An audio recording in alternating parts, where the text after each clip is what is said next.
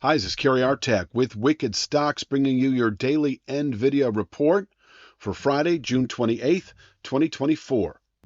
But before we check out the charts, I just want to ask you to please click like, share, subscribe, and check out wickedstocks.com, where we offer a full suite of both daily and weekly analytical videos, just like the daily Tesla and daily NVIDIA reports, daily analysis in the SPY, daily analysis in the Triple Q, weekly analysis in the S&P 500 index, the NASDAQ 100 index, and Apple stock, as well as 2 individual stock picks a week that you never see on YouTube that cater to the 3 to 5 week swing trader out to the 3 to 5 month near-term investor, always looking for 20% moves or more on those underlying stocks. And you get to see all of this for free. We offer a 5-day free trial up front. So check out wickedstocks.com.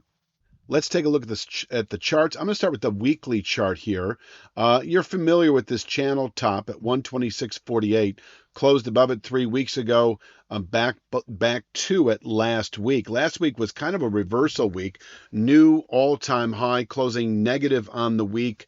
Does sort of hint at an overbought market. This week's play has been largely below this channel. We've tested it quite a bit. I'm going to show it in a moment on the daily chart. But the point I'm really trying to make here, and I could have actually labeled it with an arrow, the low last week, 124.30. Now, I don't stress it in the support resistance area because we are already below the daily chart version of 126.48, which is 127.04. I tend to round up when we're below these key levels. But I will say, if you want to make a mental note, that if we close today, Friday, the week itself, below the low of the high of 124.30, that should add weight to the market. Selling pressures can continue to build. If you're to look at the daily chart, it is 127.04. We've pushed back up to this channel structure, even closed back above it by a hair, but you can see that it really is essentially right on it, right on that formation. It did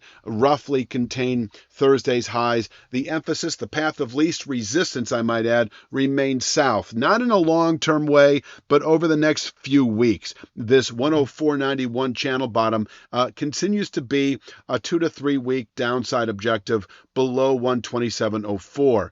Having closed above this structure should have yielded longer-term bullish continuation than the mere 5 or 6 days we received. And having closed back below it, the failure to follow through on a textbook buy signal, the rejection thereof, does allow selling pressures to build and push this market south into the low 100 area, 104.91, over the next 2 or 3 weeks.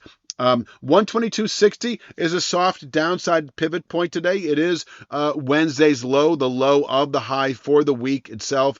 Breaking 122.60 does allow 115.87. That would be quite a sell-off today. I mean, it certainly is possible. We have precedent for it here on this chart. I just don't think it's likely. But I will say, once again, closing below 122.60 should yield 115.87 over the next several days. That'll put us into Monday, Tuesday, Wednesday of next week. That is a 3/8 downside Fibonacci. I could see a daily low here. I don't know if you can see it as well, but there is this sort of rough head and shoulders thing going on here. I think you could call, well, the neckline is higher than 115.87, but 115.87, you can just see how it actually correlates really well with the mid-May high before we took it out. And it's also a 3/8 downside Fibonacci from the April low against the more recent high from about a week and a half ago. It can contain session weakness only. And if you're a 3 to 5 day swing trader, you're playing the short side at or below 127.04 in anticipation of 115.87.